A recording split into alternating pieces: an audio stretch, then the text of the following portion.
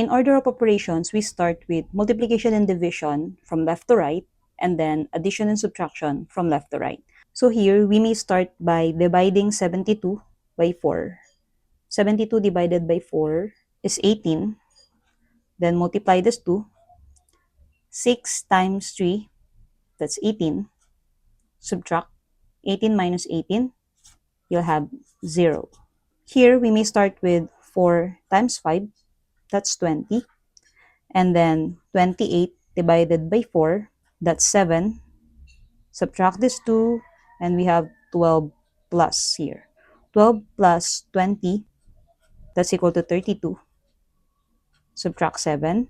32 minus 7, the answer will be 25. Here, we may start with 6 times 4. 6 times 4, that's 24, followed by divide by negative 8. 24 divided by negative 8, you get negative 3. Then copy the rest. We have minus 5 here and 11 here. Add this. 11 plus negative 3, you'll get positive 8 minus 5. 8 minus 5, the answer is positive 3. Try this one.